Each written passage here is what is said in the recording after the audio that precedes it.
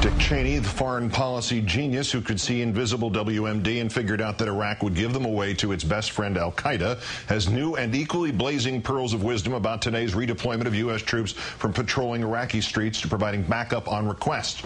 Our fourth story, how much wrong can one Dick Cheney be? His prediction that Americans would be welcomed as liberators? Wrong.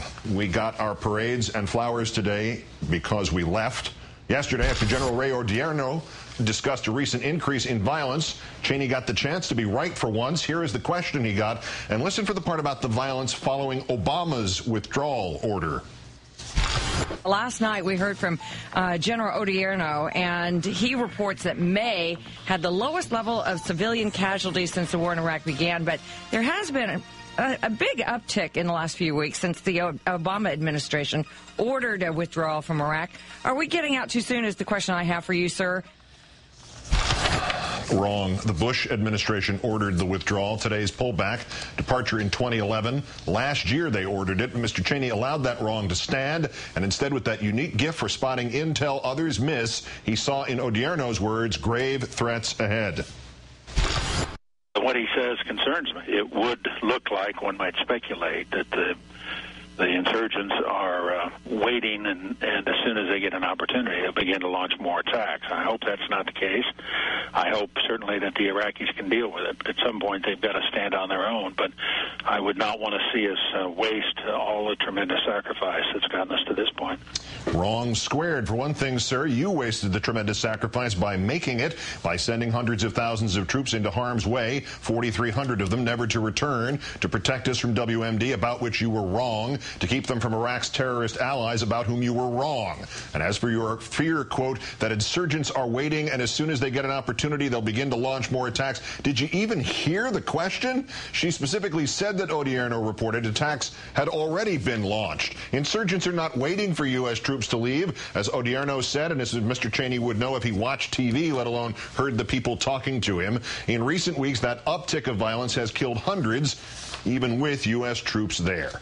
With us tonight, Richard Clarke, former chief counterterrorism advisor to both the Bush and Clinton presidencies, author most recently of Your Government Failed You, Breaking the Cycle of National Security Disasters, chairman now of Good Harbor Consulting. Great thanks, sir. Good to be with you, Keith. Did we just see sort of Cheney, the anatomy of the Cheney intel analysis process? He already knew insurgents would lie in wait and then spring out after the U.S. pulled back. So it didn't even register him that both Odierno and that interviewer just said, you know, the insurgents were not lying in wait. They had already sprung out and already were in action. Yeah, and it's interesting. The CNN opinion research poll that came out today said 52% of the American people expected there to be an uptick in attacks after the U.S. troops left the cities. It's pretty obvious that that would happen. And what Cheney's doing is really politics here. It's not intelligence analysis.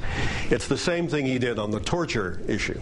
On the torture issue, he said, because Obama stopped torture, if there is another al-Qaeda attack, it will be because of that decision. He's trying to predict disasters, another al-Qaeda attack, more violence in Iraq, and say in advance of these things happening, if they happen, it'll be because of something Obama did. Even though, in this case, it's something that Bush did. As you pointed out, this withdrawal from the cities was something that Bush ordered.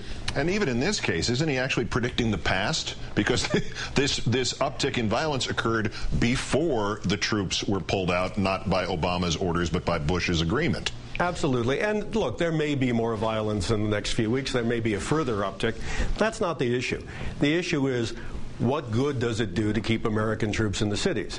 And what is the criteria for when you'll bring them home? Unfortunately, the Obama administration seems to be thinking it's going to keep 130,000 American troops there until after the election sometime in January. So Obama hasn't really made any new courageous decisions here. We're implementing a Bush decision, and the troops have only moved about 5 or 10 miles. A point that John Hanna, who had been the former national security advisor to Mr. Cheney, made, that if Bush had removed troops from Iraq under fire, he said al-Qaeda and Iran would have been emboldened and American credibility throughout the Middle East would have been lost. Well, it's a good thing Iran wasn't emboldened, and it was a good thing we didn't lose any credibility in the Middle East, right? It would be hard to imagine Iran more emboldened than it is today. Hard to imagine that al-Qaeda could get more emboldened. Now, this is one of those trite lines that they use so often during the campaign. Iran is going to do what it's going to do. Al-Qaeda is going to do what it's going to do. The United States needs to do what it must do in its own best interest, and that's to get the hell out. I mentioned before the break the CIA Inspector General's report on prisoner abuse comes out tomorrow. What do you want to know from it? What could it tell us about the need for further investigation? Well, I think two things it could tell us, and I'd like to know. One, did the interrogations do any good? Did they provide any essential information that stopped terrorist attacks? I'm told the report says there was no intelligence that stopped terrorist attacks as a result of this torture. The second thing is, did the torture go beyond even the Bush administration Justice Department's own guidelines? And again, I think the report will say there were CIA personnel who exceeded the guidelines.